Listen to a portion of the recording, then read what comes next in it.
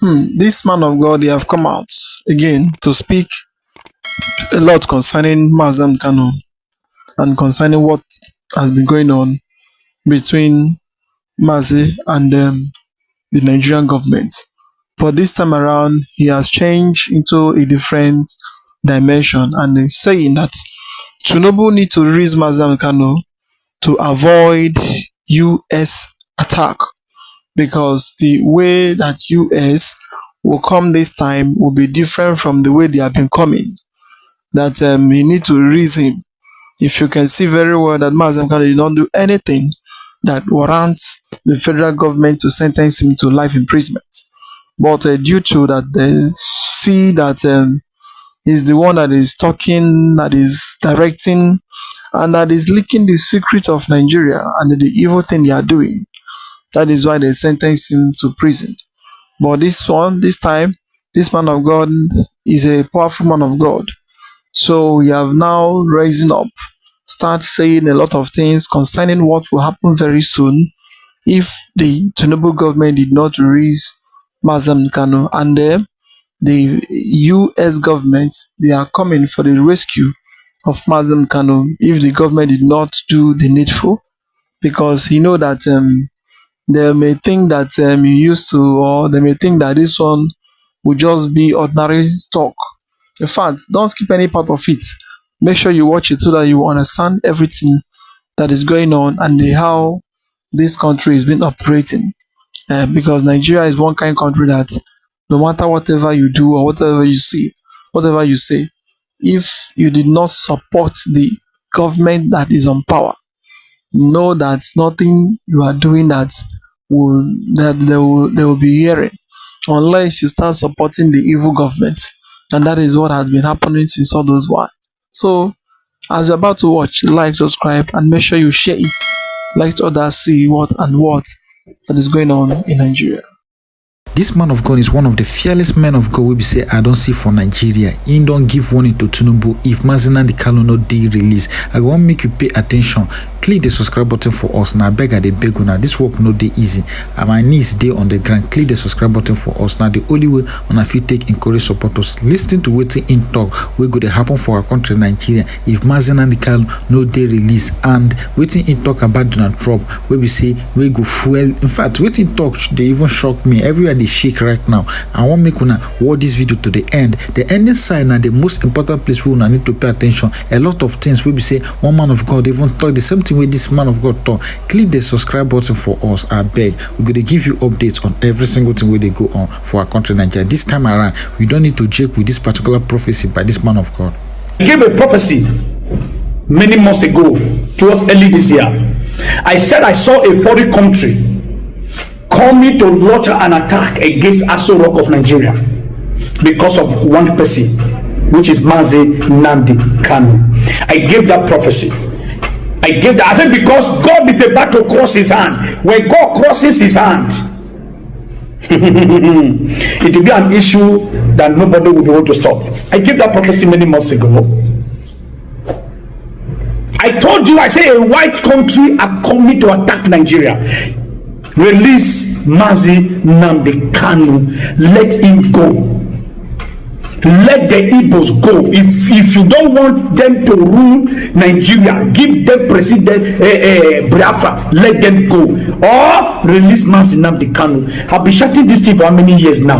I will talk. He will follow you the enter. He will follow you the come outside. When they take my word, they use my word to play. I am a prophet. I am not a religious man. I'm not a politician. Donald Trump has sent a message to Nigeria now. Everybody now is panicking. Everybody is running. You people should not think that this message Donald Trump saying is just a mere talk. It's a serious matter in the spiritual realm. Because I have foreseen this issue many months ago, and I spoke about it. None of you listen to me. Release Mazi Nnamdi Kanu if you want peace in Nigeria. Release him. Because these are the same people that will stand by you. If you look at what is happening now, all the Igbo in Nigeria are happy that America want to launch an attack against Nigeria. Yes, so they are happy. All the Igbo are happy. Destroy Nigeria, scatter Nigeria, release Mazi Nnamdi Kanu, and they tell you So that when this battle we come, these Igbo people can stand to defend Nigeria. I am saying this thing. I've been saying it for many months. When I use my word to pray, Mr. President, please release Mazi Kanu. And Christians of Nigeria, let us be very careful, so that this thing that is coming up will not become war between the Muslim of Nigeria and Christians of Nigeria. They want to turn it to become religious war, and we do not want religious war. Mr. President, enough of the killing of Christians in the north. Enough is enough. You are the commander-in-chief of the Federal Republic of Nigeria. You have every power to stop whatever that is going on. Enough is enough. Stop the killing of Christians in Nigeria. We say no to the killing of Christians in Nigeria. No to it. Totally unacceptable. We are not ready to go to war with a Muslim. And nothing will make us go to war with the Muslims. Muslims are our brothers. We are not fighting the Muslim. No matter what the enemy are trying to do to cause war between Christian and Muslim in Nigeria, it shall not stand and it shall not come to pass. Mr. President, release Nnamdi Kanu. Let him go. Go to the north. Talk to those you need to talk to. Let us stop the killing of Christians in Nigeria. Enough is enough. Donald Trump, we don't need your help. Stay. We can fight our battle. Mr. President, you are in the best position to stop the war, the killing of Christians in the north. You are in the best position to stop it. If anything make America to enter this country, religious war will start. And don't forget that this American issue of a thing has become political. Mr. President, use your head. I don't tell you this thing. You bless it. The people around the president, I don't know whether I'll go that they drink. Mr. President, use your head. Use this brain we God give you, because what is coming has become political, and if you do not stop it now, I know they go transfer. Will they hear the watch all of now? Release Nnamdi Kanu before it will be too late. God has crossed his hand. Battle, I said, is coming to Aso Rock. Is very close. Releasing Nnamdi Kanu will put an end to every battle that is coming to Aso Rock. I know what I am saying. I am a prophet. I am not a politician. I am not a religious. I am not a religious bigot. Anything I tell you, I heard it from God. If there's any prophecy I've given concerning Nigeria in the past years, since 2015 till today, that has not come to pass, bring it out. Let the world see it. I've spoken as a prophet. If not like, we not listen. If not like, we not listen. Whenever you see people from the east, they are wise men. That's the truth. Wise men from the east. Check the story of Abraham from the east. Wise men are always from the east. No, this is not about tribal distinct. Wise men are always from the east. Every country I go, I see Igbos there. Wise men from the east. Give them the economy. They will show you wise men from the east. Ask Ngozi, what's her name? That's it. A woman with an impeccable character and wisdom on economy. Wise men from the east. Like what the Abia governor is already doing. Wise men from the east. If we must solve Nigeria equation, the Igbo must not be removed. They are part of Nigeria. Include them in the planning and in the brain plan of Nigeria. Wise men from the east. 80%, if not 90% of the people of Southeast, the Igbos, they are with Mazi Kanu. They know that Mazi Kanu is not a criminal, is not a terrorist. I want to commend them. That one is on that. Then secondly, Dr. Bat, you said that you know all that transpired yesterday. I beg to disagree. You don't know all that transpired yesterday. Because what you people, just like Vimbai commended the judiciary for allowing to stream the judgment live. Now you ask yourself, what stopped the judiciary from streaming the trial live so that people will understand what happened? But that one is a different ballgame. Just a moment. Just a moment. I didn't say that I know what transpired. I was not in the court. When did I say I know all that transpired yesterday? Okay. I just asked you to react to what happened yesterday. I didn't say so. Okay, sorry. Yeah. Okay, sorry. I was not in open court. Sorry, I will have known. I withdraw it. Yeah. Okay, sir. Okay, sir. Sorry, sir. Now, I also want to call all well-meaning Nigerians to join hands into this matter so that the Court of Appeal will set aside this judgment. But I want to tell you that as at yesterday, when the judgment was given, there in America, where our delegates were facing the U.S. Congress, one of the congressmen now raised this issue.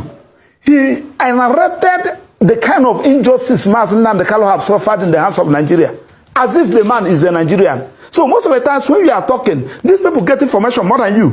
Let me just start by saying that Nnamdi Kanu has suffered the highest injustice any other person can suffer in the whole world, here in Nigeria, in his own country. One, he was enjoying his bail. Government, the prosecutor, who is prosecuting him, went to his house in Afaruku, unprovoked, and they killed 38 persons and left with 13 corpses as we speak. As we are talking about, as a result of that, he lost the parents.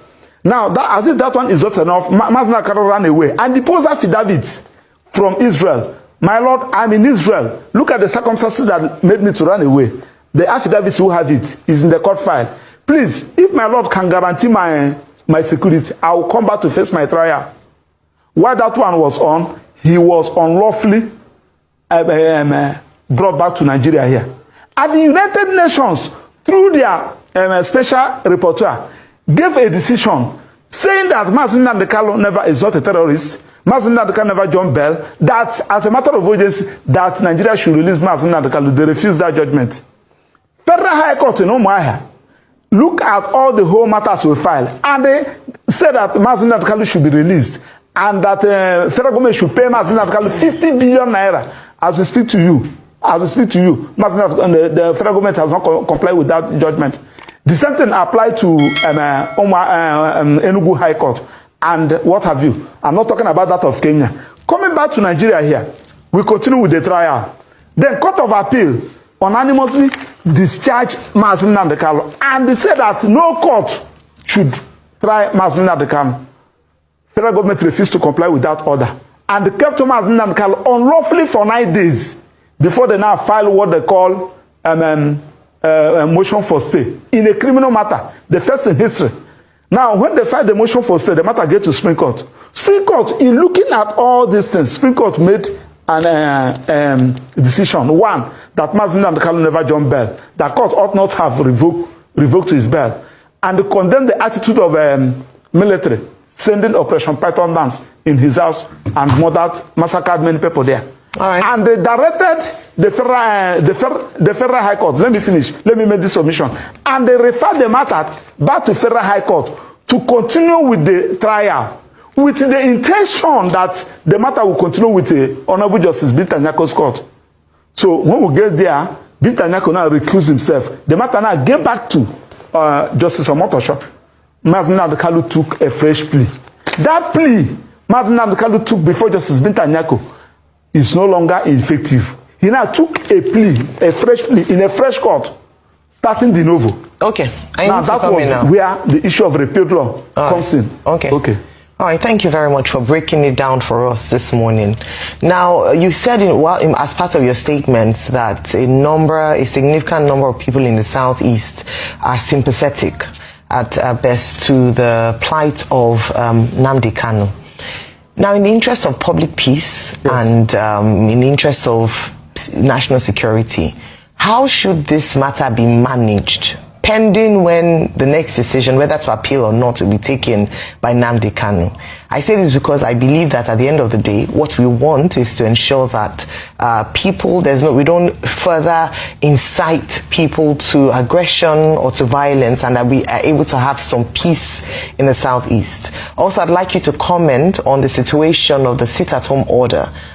In terms of that regard, would you ask that people return, or we are hopeful that we will see an end to this Monday sit-at-home order in the Southeast? Well, I want to start by saying that the issue of sit-at-home, some people took advantage of Mazi Kanu's incommunicado and be issuing unnecessary order. when this issue started, Mazi Nnamdi Kanu personally sent me to Europe to go and talk to Simon Ekpa that he should stop this sit at home. I think either in this studio or in another studio, where we also issue that whatever thing that you are doing, Nnamdi Kanu is not a party to it. Lucky enough, one day the DSSS allowed Nnamdi Kanu to speak from the court. Nnamdi Kanu also made it very clear to everybody. That one is on that. Now, back to your question. The best way to handle this thing is for Court of Appeal to set aside this most embarrassing judgment aside and allow Mazi Nnamdi Kanu to continue with his agitation. And the federal government now call him. My brother, why are you agitating? So that, one, because yesterday, in the judgment, you are comparing Mazi Nnamdi Kanu's agitation with Boko Haram. Somebody that told you that, look at what I am fighting for. Look at what I'm fighting for. Instead of you to call the person, what is the problem? How do we feel that we can resolve this thing? You know, I'll tell you, this is what gave rise to this agitation. This is what gave rise to this agitation. Then you address it. The agitation will just die naturally. Now, why the judgment yesterday is because Mazi Nnamdi Kanu is an Igbo. Yes, it is because Mazi Nnamdi Kanu is an Igbo. Prove that? You can't do it to any other tribe in Nigeria. No, Maxwell. I want to Maxwell? prove it. Yes, I want to prove it. I want to prove it. No, I want to just say, wait, hold on. I want to say that it's important that we're able to not incite any form of aggression based on this assertion. So except you're able to prove beyond reasonable doubt, please don't make such assertion. Oh yes. The whole issue is very terrible. It is only in Nigeria that you will come a criminal, a terrorist, a kidnapper. Those that deal with people's life will be walking freely on the streets and they will call them saints by the federal government of Nigeria. Why the people who agitate, who speak for their rights, and who speak for people on how to live a better life, they will turn them to become a terrorist. The government will turn them, will claim that they are terrorists in this country. So in this country, I believe that everybody have heard everything Maxwell said and the issue of the prophecy of how Nigeria is going to. In fact, everything is going up and down. And if you look at it very well, it is total injustice. It's very, very injustice. The way the whole court that they take Mazi Kanu case to, he win all the courts. In fact, he wins all of them. But he's only a motor show because they already paid a motor show to do what he needs to do for the federal government. That is why. And the government of Nigeria, they did not talk about what about all the court that he has already won. Did they pay him for those? Did they pay him? And the Kenyan courts, did they finally accept it? So Nigeria is a country that they want you to accept their own, but they don't want to accept your own. They will be claiming that they are the government. They want you to accept their own law or their own judgment. But once you come to your own, where you win them, they will not accept it. Is it a fair judgment? Is it fair? But at the end, they will tell you that we all won. We are Nigeria. We love ourselves. Well, I would like you to watch the side of U.S. congressman, mayor, where he explained everything concerning what has been going on, for you to see that even though the white, the U.S., all of them, they know what is going on in Nigeria, not minding that Tinubu was invited by the UK Prime Minister. So for him to just close him and overclose him and they do many things in Nigeria. Just watch, and I would like to hear your comments down below. IPOB pay you? Are they paying you to do this? Because that's the answer many want to, I'm separating it from the issue of Biafran separation. That's not my interest in talking about this whatsoever. But it is an indictment of the tyrannical lawlessness of this administration. Here's the facts. First of all, even Nigerian courts have said the branding of IPOB as a terrorist group is bogus. There was never any due process. It was just a proclamation, and there's no evidence to support it. The United States doesn't accept that. I don't believe any country outside of the cadre in Abuja actually believe that it's a terrorist group. They did that. No other country has prescribed IPOB apart from Nigerian government. So far, though. And so it's first of all, it's clearly an effort to silence them. Second, Nnamdi Kanu carries a British passport as well. He's a British citizen as well as a Nigerian citizen. He was broadcasting from London. Never once, and it was challenged in court over and over again, there was never once any act of violence that is traced to any word that he spoke. Not once. There's not one act of violence that they can say came about as what he said. He spoke on foreign soil. And then he went to Kenya, does not have an extradition treaty with Nigeria. He was abducted, tortured, and illegally rendered to Nigeria. The Kenyan government said it was illegal, and they protested. The international community has protested. So, they come up with a bogus label of terrorist that nobody agrees with. They grab him for saying words on foreign soil that were not traced to any violence, and then they illegally render him back. They put him on trial under a law that had been repealed. His attorney kept saying, Your Honor, what is the law? Show me the law. What are you being prosecuting for? It does not exist. There is no law under which he was prosecuted. The old law, there was no continuation clause. There was zero legal basis for his prosecution. And then he was found guilty of what? Violating what? Simply offending the government is what he... No, they said most of the things he said ignited violence and led to the death of never proved it. Security agencies and individuals and arson. That is called tyranny. When you can grab somebody out of another land and you can condemn them for words they said that you don't agree with, even though they're not against the law, and you can sentence that person to life in prison and transfer them to Sokoto, 700 miles from the people that were feeding them, taking care of them, 700 miles from the appeals court. Sokoto, it's throwing them in a dungeon. They grabbed a guy because they didn't like his words with no law, with no legal basis. They illegally grabbed him, a foreign citizen on foreign soil, and they throw him in a dungeon in Sokoto. That's tyranny. I don't care what tribe he's in. I don't care what he was advocating. That's tyranny. That's evil. And it's an indictment of this government. The fact that he's still in prison illegally is tyranny. That is tyranny. There is no legal justification for it. They never made the case. They never showed what law they were prosecuting. The government didn't like him, and they threw him in a dungeon, just like they did with the Israeli filmmakers. Why do you think the government may not have liked him? Because many would say, some people who believe in him call him the prophet of their time, because most of the things he warned about the massacre of the people of Nigeria are today, the reality of most of these indigenous Nigerians. But so many would say that, is there anything he actually did speak about that hasn't come, true? So what exactly is his crime? But why do you think the Nigerian government did not like him enough to ensure that he was duly persecuted? Well, I'll talk about it in terms of physics. There's no such thing as darkness. It doesn't exist. It's the absence of light. They operate in darkness.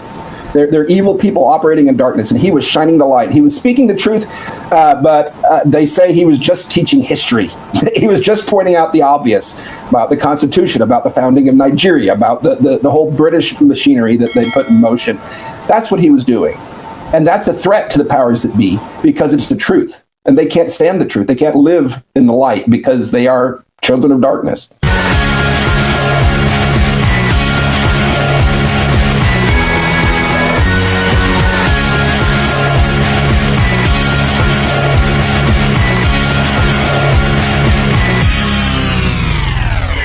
Are you interested in Nnamdi Kanu? Because I was going to get to that conversation. Yeah. Why are you interested in him? Because, the Nigerian government, first of all, proscribed his group, the indigenous people of Biafra, called them terrorists, and then he was arrested. In fact, he was what most people said kidnapped, extrajudicially rendered from Kenya to Nigeria, and he's been, the law of Nigeria right now calls him a terrorist, and that's why he's been persecuted as a terrorist. So why are you interested in the case of an alleged terrorist? That's what many would say. The IPOB pay you? Are they paying you to do this? Because that's the answer many want to, No, and I'm separating it from the issue of Biafran separation. That's not my interest in talking about this whatsoever. But it is an indictment of the tyrannical lawlessness of this administration. Here's the facts. First of all, even Nigerian courts have said the branding of IPOB as a terrorist group is bogus. There was never any due process. It was just a proclamation, and there's no evidence to support it. The United States doesn't accept that. I don't believe any country outside of the cadre in Abuja actually believe that it's a terrorist group. They did that. No other country has prescribed IPOB apart from Nigerian government. So it's, first of all, it's clearly an effort to silence them. Second, Nnamdi Kanu carries a British passport as well. He's a British citizen as well as a Nigerian citizen. He was broadcasting from London, and he was saying, people say, I'm just saying what he said. I've never studied what he said, but he obviously read the history too, and he wasn't afraid to talk about it. He was talking about history. And yes, he said some things that I don't agree with at all, but I'm not in his shoes. But the fact is, never once, and it was challenged in court over and over again, there was never once any act of violence that was traced to any word that he spoke. Not once. There's not one act of violence that they can say came about as what he said. He spoke on foreign soil. And then he went to Kenya, does not have an extradition treaty with Nigeria. He was abducted, tortured, and illegally rendered to Nigeria. The Kenyan government said it was illegal, and they protested. The international community has protested. So, they come up with a bogus label of terrorist that nobody agrees with. They grab him for saying words on foreign soil that were not traced to any violence, and then they illegally render him back. They put him on trial under a law that had been repealed. His attorney kept saying, Your Honor, what is the law? Show me the law. What are you being prosecuting for? It does not exist. There is no law under which he was prosecuted. The old law, there was no continuation clause. There was zero legal basis for his prosecution. And then he was found guilty of what? Violating what? Simply offending the government is what he... No, they said most of the things he said ignited violence and led to the death of never proved it. Security agencies and individuals and arson. That is called tyranny. When you can grab somebody out of another land and you can condemn them for words they said that you don't agree with, even though they're not against the law. And you can sentence that person to life in prison and transfer them to Sokoto, 700 miles from the people that were feeding him, taking care of him, 700 miles from the appeals court. Sokoto, it's throwing him in a dungeon. They grabbed a guy because they didn't like his words with no law, with no legal basis. They illegally grabbed him, a foreign citizen on foreign soil, and they throw him in a dungeon in Sokoto. That's tyranny. I don't care what tribe he's in. I don't care what he was advocating. That's tyranny. That's evil, and it's an indictment of this government. The fact that he's still in prison illegally is tyranny. That is tyranny. There is no legal justification for it. They never made the case. They never showed what law they were prosecuting. The government didn't like him, and they threw him in a dungeon, just like they did with the Israeli filmmakers. Why do you think the government may not have liked him? Because many would say, some people who believe in him call him the prophet of their time, because most of the things he warned about the massacre of the people of Nigeria are today, the reality of most of these indigenous Nigerians. But so many would say that, is there anything he actually did speak about that hasn't come, true? So what exactly is his crime? But why do you think the Nigerian government did not like him enough to ensure that he was duly, persecuted? Well, I'll talk about it in terms of physics. There's no such thing as darkness. It doesn't exist. It's the absence of light. They operate in darkness. They're evil people operating in darkness, and he was shining the light. He was speaking the truth. That, again, people say I say a lot of the same things. I never studied what he said. I couldn't recognize his voice if I heard a recording of him. I've never read any of his writings. But they say he was just teaching history. He was just pointing out the obvious about the Constitution, about the founding of Nigeria, about the whole British machinery that they put in motion. That's what he was doing. And that's a threat to the powers that be, because it's the truth. and they can't stand the truth. They can't live in the light because they are children of darkness. So you think that the only grounds the Nigerian government, remember, we're talking about 2 administrations so far. The Muhammad Buhari's administration, yes, one party, you're right, you know Nigerian politics. Yeah, the Muhammad Buhari administration arrested him. They were responsible and for that. Helped Buhari get in office. Why do you think the political party APC was, so you think it's just because he's saying the truth and that's it?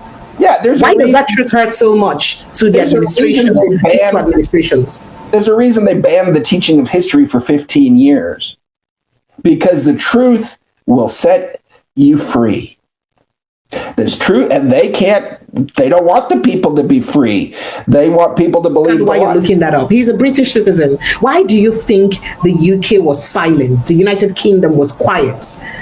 He was exposing them as well. The UK, look, I'm going to say something that I don't think you've ever seen a white man say before. I don't believe there's been a more evil empire in the history of the world than the British Empire. Let me repeat that. Make I repeat for Pidgin English, men Nigerians here. You say you don't believe, say it don't dare any empire would do evil past British Empire for the whole world. That's what you're saying. Correct. Yeah. If you look at how they did things, how do you think a little island off of Europe where it's rainy all the time became the most rich and powerful, biggest empire in the history of the world? It wasn't by being nice. It was by being brutal and by extracting. That's what they did. A lot of good came through it. What man intends for evil, God will use for good. You know, a lot of technology, a lot of development, a lot of what we would call civilization. Certainly, the missionaries that were able to go through that, they often fought against the British bureaucrats. They went in spite of it. A lot of good came through it, no doubt about it. But the residue, the leftover, and their actions were purely evil and purely self-serving. They had not a benevolent bone in their body. It was only about take. And if you look at all the places where the only reason they did this independence sweep in the 50s and 60s, it was simply downsizing. Look, we can keep getting these resources without having to administer if we just prop them up and let them do the administration, and we can keep looting them. And so it was a strategic downsizing, but they left it. They chained together everywhere they went. They'd find the most opposite cultures and chain them together. And say, you're a country now. Good luck. And everywhere India, Pakistan, for example, they were incompatible. There's no way they could ever coexist, and it cost 1 million lives to get them separated. How can the Christian, English-speaking, forward-thinking, entrepreneurial, unruly South ever have any unity with the Sharia law, cut your head off, North? It's impossible, and that's why the British chained them together. So they would always fight, always fail, and they could keep extracting. And that's just the way it was. Tell me why else they would have merged the two and let the administrator's girlfriend pick a name out of thin air and say, you're a country now, good luck. And we're giving you control to the North, by the way. Good luck. So you believe, share that opinion that Nigeria is not supposed to be one country after all? No, I'm just saying the history. That's the fact of the history. What Nigeria goes forward, I think. Here's what I think. I think the Sharia law state should be ejected from it because they're the ones that are causing the trouble, and they're the ones that are incompatible with human civilization. That's what should happen. I don't think the Biafrans should have to take their marbles and go home. It needs to be restructured. There needs to be a new constitution, a new federation, one way or another. I'm not going to say where the boundaries should be drawn. That's not up to me.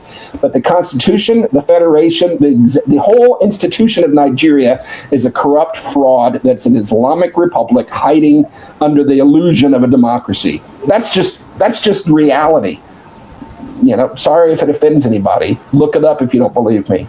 Do your own research. You'll come to the same conclusion.